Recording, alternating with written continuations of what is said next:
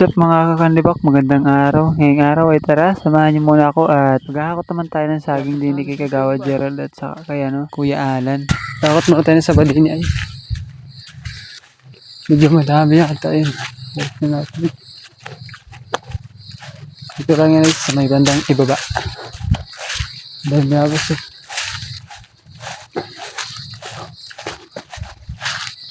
Dito nga ni guys, naglakad-lakad na nga ni ako dito papunta sa ay may taniman ni Kagawa Gerald at ako na nga natin dito yung saba. Dumaan nga ako dito sa ilog, napakaralim na nga ng ilog din. Gawa nga nung nung nakaraan na nung nagbagyo ng bagyong uwan. Habang naglalakad nga na ako dito ay naku, nasira na naman ang ating sinelas. Napalaban doon sa malalim na tubig, aray mo. Dito nga ni guys, medyo malapit na nga na yung bahay nila Kuya Alan dito, yung ako kuha natin ng saging. Pero mamaya pa natin nakunin yun, nakakunin ko muna ay yung nandun kay Kagawa Gerald na saging dahil medyo madami yata nga na yun. Meron yata yung kasamang saba at saka Singapore, kaya yun ang unahin natin. Makalipas lang nga ng ilang minuto ito, bot-bot ko na nga dito yung isang feeds na ay saba. Buti na lang nga nandun sa dampa si Kagawa Gerald at sabi niya nga sa akin na tulungan niya daw nga ako magakot nung mga kinuha niya sa bundok na Singapore at saka saba. Dalawang sako nga pala yung Singapore, may sako na maliit tapos ering isang puno sa feeds na ay saba. Ering na lang nga pinadala niya sa akin at medyo mabigat to nga yung Singapore. Buti na nga nandun si Kagawa Gerald, may katulong tayo pagbuhat at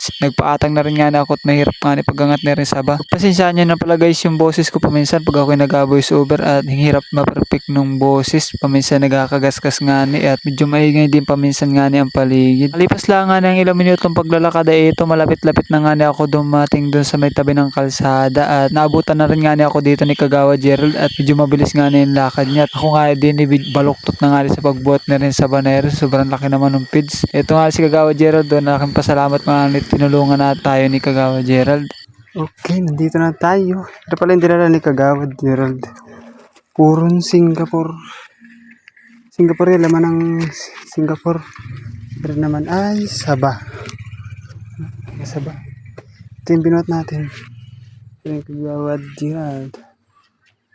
Medyo mabigat-bigat din.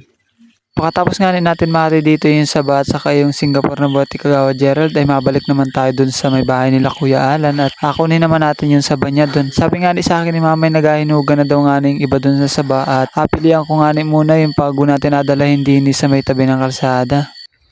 Balik pa tayo, kunin natin yung kay Kuya Kalit yung amber na saging, kunin natin.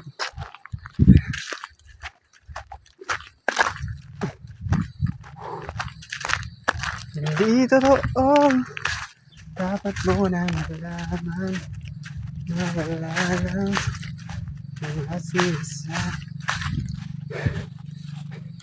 Napakababa ng dito. Service wire. Tas natin, sumabit kanina sa ulo ko Arayo.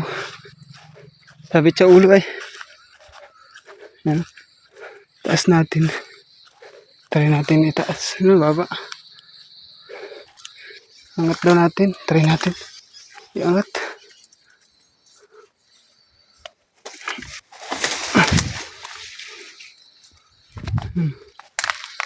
Taas na.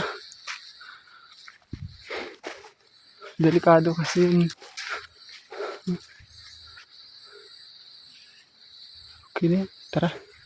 Kunin na natin yung kay kay Alan na saging. Habang naglalakad nga ako pupunta doon sa may bahay nila Kuya Alan para kunin yung saging dumaan nga din yung trambiya. Dahil kanina nga yan ayaw nga umistart kaya pinuntahan niya ng bayo ko para paanda rin. Kaya ito dumaan nga siya dito sa may kalsada.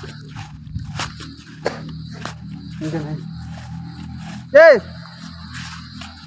Hindi niya nga ako narinig din dahil sobrang bilis nga ng patakbo niya kaya dumiretso na lang ako dito sa may bahay ng Kuya Alan. Karating ko nga din wala nga si Kuya Alan din kaya pinuntahan ko na lang nga din yung saging sa likod. Buti na lang nga nandin yung saging kaya ito tinanggal ko na nga dito yung mga hinog at alin natin kunin natin yung mga hilaw para yun ang nadala natin sa kalsada. Yung mga tinanggal ko nga ng hinog na saging dito pinagbabalik ko na nga din sa sako at para hindi nga dito tukay ng yung mga manok. Kanina nga sobrang dahing manok din at nagatutuka nga yung mga saging din mainit. Yung sako nga ni ay butas. Sabihin nyo naman na bakit hindi na lang bilhin yung hinog na saging. Ay hindi po kasi kami nabili ng ay hinog na saging. Depende na lang kung kailangan o kailangan sa mga okasyon. Yung nagadala po kanit namin ni rin ng mga saging na mga sabaneri ay hindi po yung nabili ng hinog na saging. Kaya nabili lang po namin yung mga hinog na saging at ina-deliver po nga nila yan sa kabila. Kaya hindi sila nabili ng mga hinog na saging. Matapos ko nga na dito makuha lahat yung mga sabang hilaw ay ito sinid ko na nga rin sa sako. Tumiram na lang nga na ako dito kay Kuya Alan at ito adalin na rin nga natin yan papunta doon sa may tabi ng kalsada.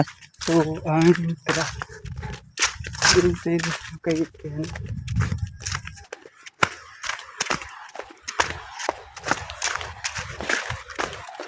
Guys, patid pa. Shoutout pala kay Robin Bailon from Cavite. Pala kay Idol Cram from Oriental Mindoro. Salamat sa panonood. At pala kay Idol John Rex Pondisimungal Nagtipunan Quirino. At din pala kay Lawrence Lingal from Magallanes Cavite. Shoutout pala kay MJ Guzman from Labo Camarines Norte. Shoutout pala kay Alvin Tidea for North Cotabato. Shoutout pala kay Jo Marie Alonsaga from Hawaii, Kuwait. It's kay Jan Idol.